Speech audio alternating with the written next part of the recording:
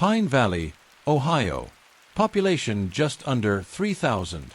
A town where summer nights smell of cut grass and bonfires, and Friday night football is more religion than sport. It's the kind of place where everyone knows your name and your secrets. Or at least, they think they do. At 21, Luna Martinez wasn't just another face in the crowd. She had a spark, the kind of light you can't fake. Her laugh could turn strangers into friends, and her drive could outwork the best of them. Luna had fought hard to get here, across borders, across hardships most people in Pine Valley couldn't imagine. She was undocumented, yes, but she was more than her status. A college student by day, grocery store cashier by night. Always dreaming, always reaching for something better. And then, she met Ethan Carter. Ethan was Pine Valley's golden boy, a former star quarterback with a grin that had once made teenage hearts race. Parents spoke about him with pride.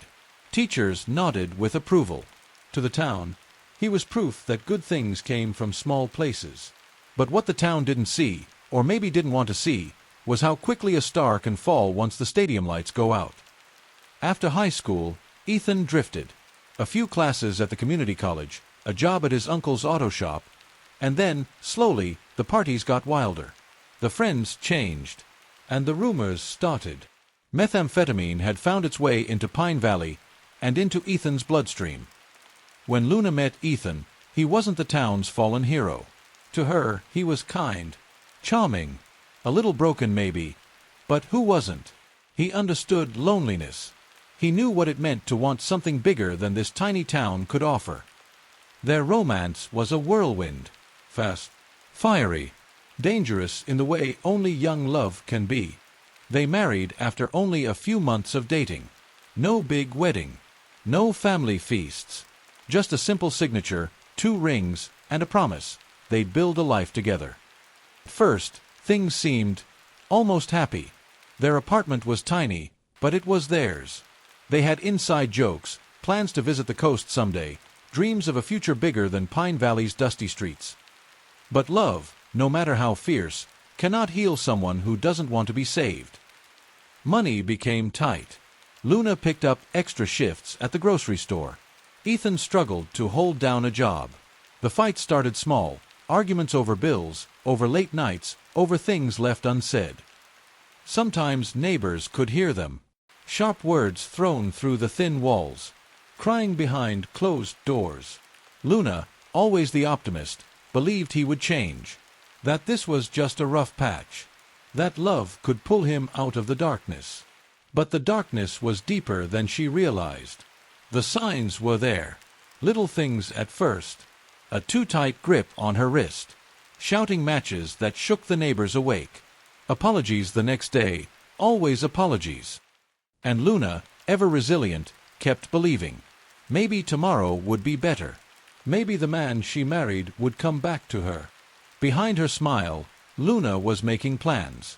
Secret plans. A hidden bank account. Late-night calls to immigration lawyers. Dreams of self-sufficiency, of legal status, of a life she didn't have to be afraid of. She was going to leave. She just needed a little more time. Meanwhile, Ethan was spiraling. The drugs weren't just a secret anymore. Friends drifted away. Family whispered. Even his parents, once so proud, started locking their doors at night. The last week of Luna's life was filled with tension so thick you could feel it through the walls. Co-workers said she seemed different, more distracted, more urgent, always looking over her shoulder. But Pine Valley is the kind of town where bad things happen to other people. Not to the girl at the checkout counter. Not to the boy who used to score touchdowns. Not here. Until it does. It was a Thursday night in January. The kind of night where the cold creeps into your bones, and the sky hangs low and heavy over Pine Valley like a warning no one can quite hear. Luna finished her shift at the grocery store just after 9 p.m. She was quiet that night. Co-workers would later remember. No bright smile. No last-minute jokes. Just a rushed goodbye, a glance over her shoulder, and the kind of silence that fills the space when someone's holding their breath. The walk home was only 6 blocks, but each step echoed like a countdown. No one knows exactly what greeted her when she pushed open that apartment door. Only two people were inside that night, Luna and Ethan. Later, Ethan would offer different stories.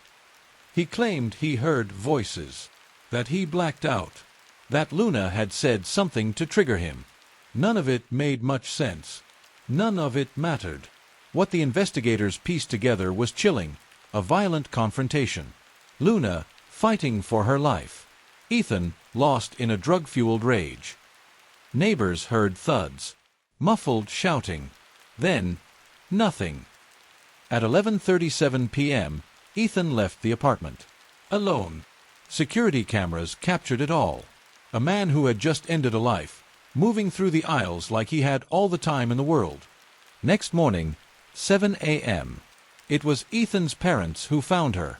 They'd stopped by after receiving an unsettling text from Ethan the night before, something about mistakes, something about needing help. When no one answered, they let themselves in. What they found would haunt them forever. Luna's body was found in the living room. She had been brutally stabbed and decapitated. It wasn't just murder. It was rage. It was annihilation. Ethan was picked up wandering near the railroad tracks that sliced through town. His clothes stained. His hands shaking. At first, he said nothing. Just stared. Hours passed. The detective asked, Ethan, we just want the truth. Help us understand. She said she was leaving me, said I was nothing. I just lost it. Was Luna armed? No, I don't know. The voices were so loud. He blamed the drugs. He blamed jealousy. He blamed Luna's independence, the way she was slipping away from him, carving a life he wasn't part of. In Ethan's mind, her dreams were a betrayal, a reminder that he was sinking and she was soaring, and so he tried to clip her wings the only way he knew how. The trial was swift. Pine Valley wanted answers, but they also wanted distance.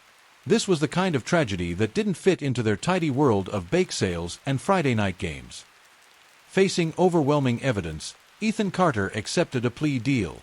45 years in prison, no possibility of parole until he was middle-aged, old, forgotten. But no sentence could undo what had been done. No number of years could bring Luna back. She was supposed to have a future, a degree, a family, a life she fought so hard to build. Instead, Pine Valley mourned a girl they had barely noticed, until it was too late. But there is a twist. What really happened that night? Watch out for the next episode of the new couple's tragedy on Wiz Mysteries.